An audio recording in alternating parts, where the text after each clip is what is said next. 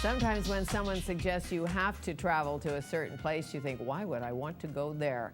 Even seasoned travel writers like the globetrotting Randall Shirley have that thought on occasion, and on occasion he is pleasantly surprised. It is my pleasure to welcome Randall Shirley back to Studio 4 to tell us more. It is not all glam, my lifestyle. That's what you tell me. But I can understand if you had an assignment in Grande Prairie, Alberta, that perhaps... And I have been to Grande Prairie, Alberta, probably 7, 8 times. The first time I went, I looked around and just said, get me out of here as quick as I can possibly get out. And no offense, I mean, people live there. It's people's home. It's a place, right? But it's not on the tourist map, although so many people pass through Grande Prairie every summer. It's one of the hub cities on the Alaska Highway. Right. So lots of American RVs are going through there every summer. But I just said on about my 3rd trip up there, I need to find something to make it more interesting than just sitting around in the hotel at night, or than just flying in and flying right back out. There must be something that makes this place interesting. And I've found that with a number of places around that I have to go to. What was it? And in Grande Prairie, well, I have to say, this is an interesting spot to start out with because it was by far the biggest challenge. And a bit of an anecdote there, I went into the tourism office, and a big fancy Government of Alberta facility out, on the edge of the prairie. And I said, so tell me what I should do. And the girl, she couldn't have been more than 15 in her little Travel Alberta outfit. She said, well, we have them all. Yes. And I said, no, I want to do something that's different, that's unique. Right. What's here? And she couldn't tell me. But the elderly lady running the gift shop across the way could. And she said, well, first of all, you need to go to our interpretive center. You can learn all about the oil and gas industry, and it's very well done. Most people would drive right by, would never think to go into the basement of the place to find out about this huge industry. Whether you agree with the industry or not, it's what's driving their economy these days. And a whole side of it devoted to Alberta grain and Alberta agriculture. I found it very interesting for a couple of hours, much better than watching TV in the hotel. I'm sure, and trust the people, because in every town, the Podunks and the others, there's always interesting people. Absolutely. Who had interesting lives. So go straight to the coffee shop or the bar, have a little chat, and you'll find out about the places they go. That's Where right. do the locals go? And then go, no matter what town you're in, go to its historic downtown. No matter how crappy the shop looks, go in.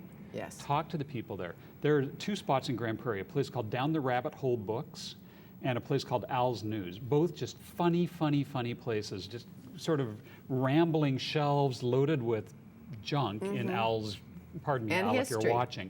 But I mean, like 7-foot-tall resin giraffes next to the cigarette rack, next to this and that, selling everything under the sun, 5 and dime style, just loaded with character, sort of buzzing fluorescent lights overhead. Sure. You can spend all afternoon in there and probably not spend $20 Lots of on character. It's like going to Kalispell, you go to the home of the 10-cent coffee. Yeah. And then you have a good time, and then you hit the Blue Moon Saloon. Did we spend some time there? Yes, we have. So, out of Grande Prairie, on to Houston?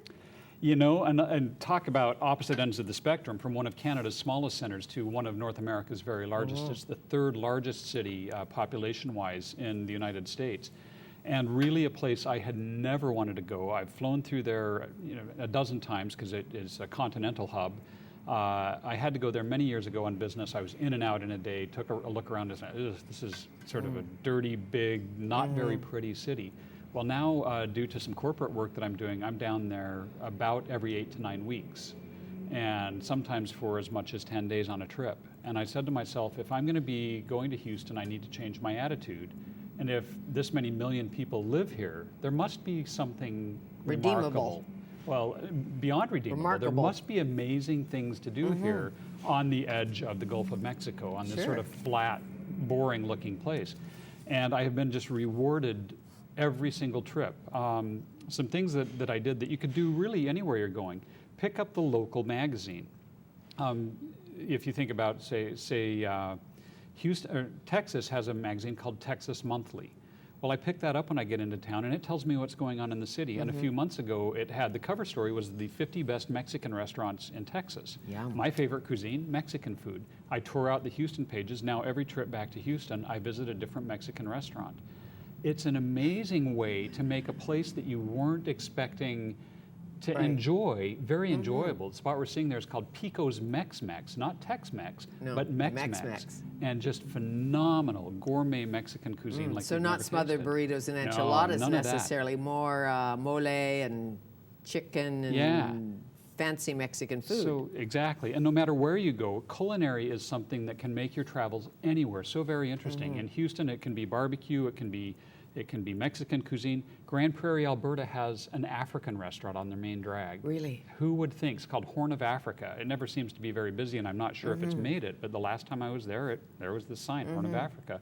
The lady served me up some stewed chicken of some kind. Well, you know, I've been to Houston, BC. Same thing. Where's Houston, BC? It's in the north. There's a Houston. Who knew?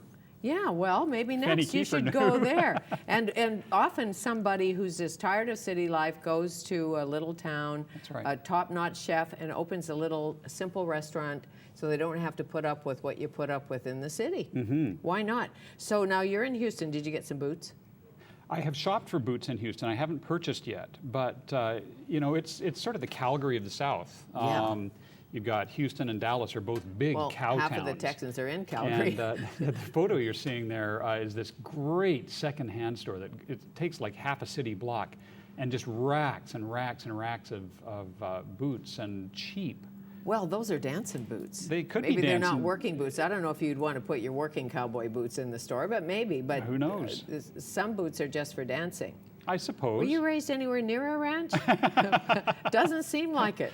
I was raised on the ranch, but my mind was never very close Well, the to boots the you ranch. use to push cattle are not the boots That's right. you wear when you go dancing. That's right. Okay. Now, chapel, any religion? Always like if you go to full gospel or something in New York. Yeah. Wherever you go, if you have an interest in religion, I personally grew up very religious, but have since become quite a heathen, but I'm still interested in churches and in religion. Houston has a place called the Rothko Chapel. It's non-denominational. Everybody under the sun who is anyone has spoken there or given some kind of a sermon there over the years. And you go in and it's just this very silent, large, sort of octagonal chamber with massive, the walls look like they're black, but you sit down in the middle of the room and you let your eyes adjust, and you realize that there are a million shades of black and purples. Beautiful. And just to go and experience things that you wouldn't necessarily think of adding on to, say, a business trip. See art collections. Art collections. Always. And so many cities offer these kinds of things. You know, and a lot of our Canadian travelers are going to the States on business. You'll find all of these in Chicago. You'll find all of them in downtown Los Angeles. People avoid downtown Los Angeles. If you're going to LA and you miss downtown these days, you're missing the point. Oh yeah, Hollywood and Vine. Well, that and Broadway, the street of Broadway. Theater tours. You can do a walking tour, and they'll take you in all of the old movie palaces, some of which are no longer movie palaces. But I recently went into what's now the back room of a camera shop, the back room that takes up 10,000 square feet of movie theater. And there's the screen on the wall and the light fixtures and everything, and you can go on a tour and see this kind of stuff.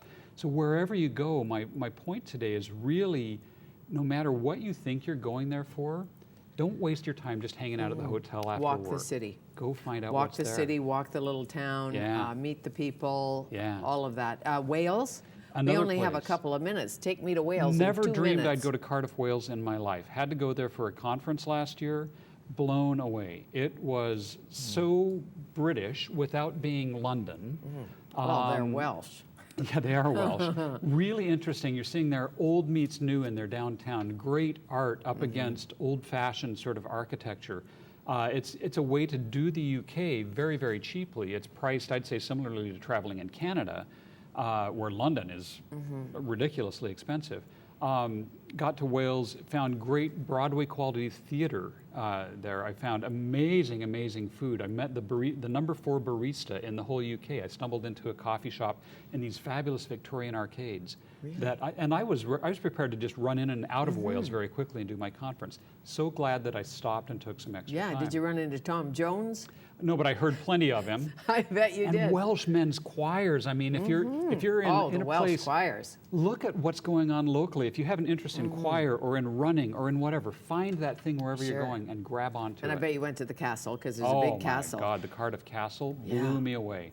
2,000 years of history, and you can just go in and explore it. What about Welsh cheese? had plenty of Welsh cheese. Delicious cheeses come out of the UK. And there you are in a place where I visited a place that actually ages their cheese in a mine shaft. How great. Did you bring some opportunity. back? I did. It's long since gone. I guess it is. That was a year ago. That was a year You ago. can freeze cheese, you know. Can. And Lafayette, Louisiana, we have 20 seconds. Lafayette, Why there? Louisiana. To have some shrimp? I go down there to work for some of my corporate work. It's a place that you would never think of going there. Turns Okay. out they have one of the best sandwich shops probably in the whole world, the Old Time Grocer. You do a little Google search, you go on Yelp, and a great tip, your tip of the day, go on Groupon for the city you may be visiting, find out what they have on sale there, and you'll find local gems Groupon that or you'd never Yelp. otherwise find. Yep. Got it. Nice to see you. Always a pleasure. Happy traveling. Thank you. Randall Shirley, he's a photographer and a travel writer.